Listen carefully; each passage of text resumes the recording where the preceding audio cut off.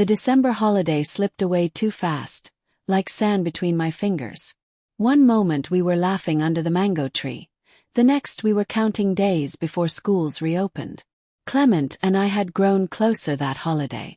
Though we never called it love, we both knew something precious was unfolding, delicate, young and pure.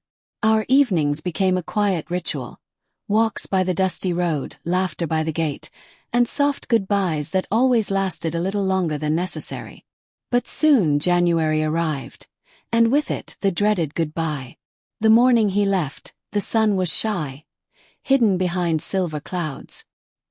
He came over early, holding a small envelope sealed with a red sticker. His shirt smelled faintly of the cologne I had teased him about.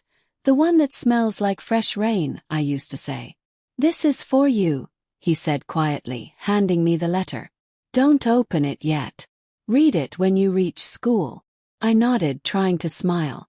I didn't want him to see the lump forming in my throat.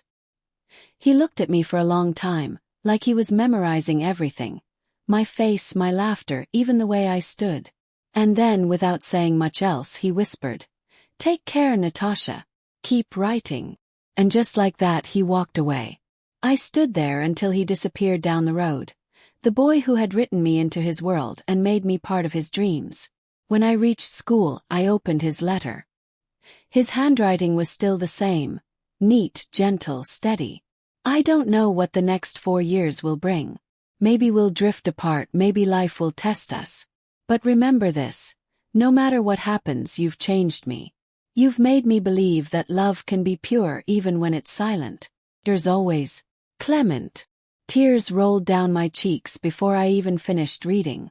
I pressed the letter to my chest, wishing time could stop, wishing goodbyes didn't have to hurt. Back in school, life resumed. Books, bells, and busy days. But something had changed. I was no longer the carefree girl I used to be. There was a weight in my heart, a longing I couldn't explain. Every time mail day came, I'd rush to the postmistress's office, hoping for a letter. And every time his blue envelope arrived, it felt like a piece of home. Weeks turned into months, and our letters became lifelines. He told me about his studies, his dreams, his fears of growing distant. I told him about my teachers, my struggles, my laughter. Through paper, we built a world where distance didn't matter. But even then, a part of me feared what every girl in love fears, that one day the letters might stop. One evening, as rain poured outside our dormitory, Lydia found me sitting by the window, staring at nothing. "Missing your writer," she teased. I smiled faintly. "He's more than a writer now," I whispered. Lydia nodded knowingly.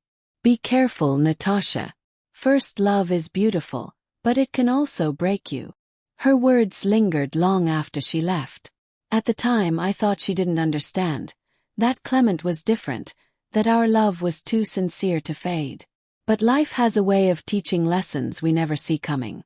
That term, Clement's letters came a little less often. Sometimes he apologized, saying school had been hectic. Understood. Or at least I wanted to. Still, every time I saw his handwriting, my heart danced the same way it did the first time. I didn't know it then, but this was the calm before the storm, the part of the story where love is still sweet, unaware of the cracks beginning to form beneath its surface.